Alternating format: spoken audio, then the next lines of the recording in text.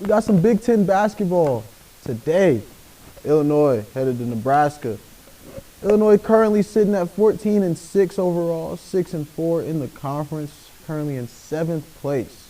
Nebraska, on the other hand, struggling. Got off to a decent start this year, 12-8 as a whole, 2-7 in conference, sitting at the bottom of the conference, second to last, not last. So the season is not going the way Nebraska wanted it to. This is a pretty big deal game for them.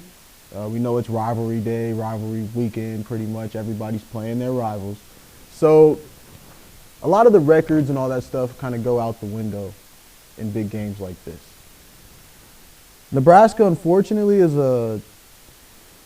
I hate saying things like this, but Nebraska is not a very good team on either end of the court. Bottom three defense in the Big Ten since conference play started. They give up quite a few threes. Coach Fred Hoiberg, I believe is how you say his name. Him and his staff, they coach the team a bit of an old school way. They say, hey, give up the three ball.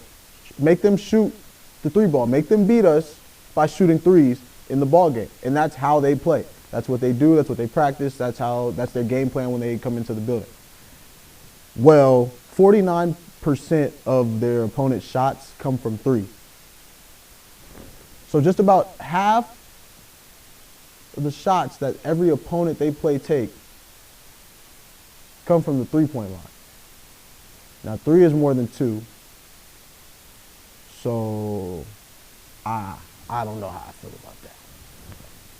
They're also a bottom three offense in the Big Ten since conference play has started as well. Like I said, Nebraska got off to a decent start, but they have cooled off. They have a offense that's pretty much struggling in the last five, 6 games, honestly. Since they played Southern and Oregon State, they haven't really scored the ball. I don't want to say they haven't scored the ball that well, because they did score the ball against Iowa. They went to overtime against them. Hung in there with Rutgers, lost by 3.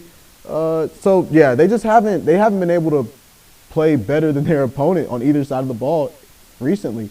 Bottom 3 offense, bottom 3 defense in the Big Ten, 2-7 in the Big Ten. 1, 2, 3, 4, 5, 6 losses in a row. Last game it was against Wisconsin.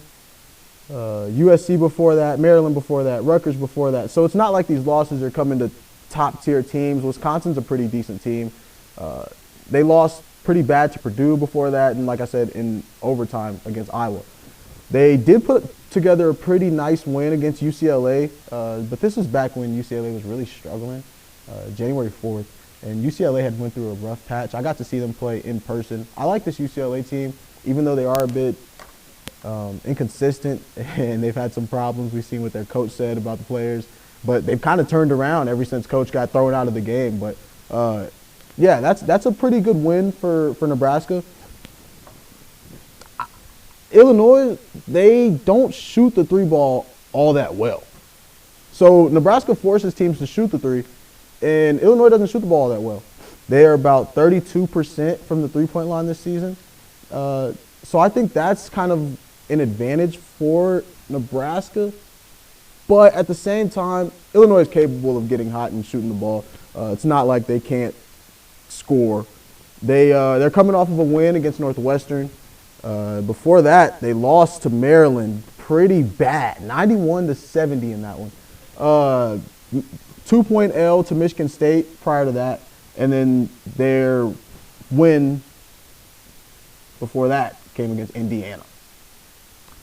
So Illinois, they got off to a really good start. They were really hot this year. I think the country took notice of this team on that Thanksgiving Thursday, whenever they played right after the football game, or it was right after the football game, and they beat Arkansas. And that was back when Arkansas was real deal, and they were serious. They got these guys, Boogie Flynn, they got Thero. They got dogs. So Arkansas was looked at as a really good team at the time, and Illinois came in there I believe Illinois was at home actually, and yeah, they were, and they took care of business. They dominated from start to finish, and everybody kind of took notice. They were able to put together some wins after that. They didn't bounce, but they lost to Northwestern after that. But then they were able to win against Wisconsin, took a 2-point L to the best team in the country in Tennessee, and then they went on a win streak. So people were really high on Illinois. And then they lost to USC. Then they lost to Michigan State. Then they lost to Maryland.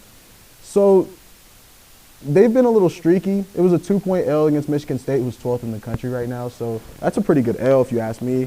You can't be too upset with that as an Illinois fan. The Big Ten is a real deal conference. Illinois plays pretty good defense. They are a very fundamental team. They don't foul often. They're one of the best teams in the country when it comes to that. They don't send their opponents to the free throw line very often.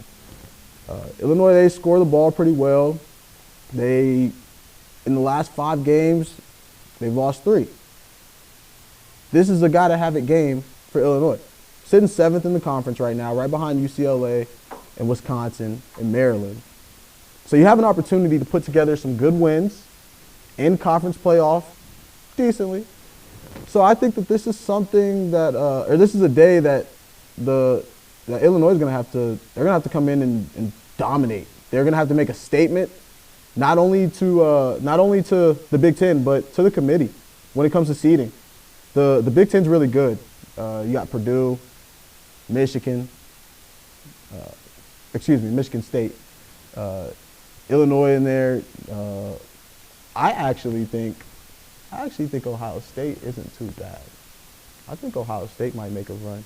But the Big Ten, they got a lot of talent. Michigan State, Purdue. They're decent. Maryland, Wisconsin, UCLA, Illinois, Oregon, who's a little bit wishy-washy. But Illinois got some dogs. And tonight, I like them to cover the spread. Right now, it is at -4.5. I like Illinois to win this game comfortably. I'm expecting a lot. I'm expecting a lot from their guard. It's tough to say his name. Kasparis, the Illinois guard from Lithuania.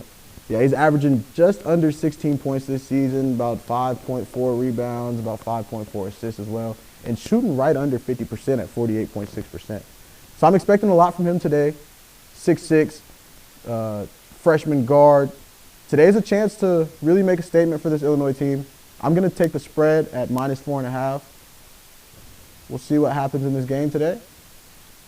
Let me know what you think.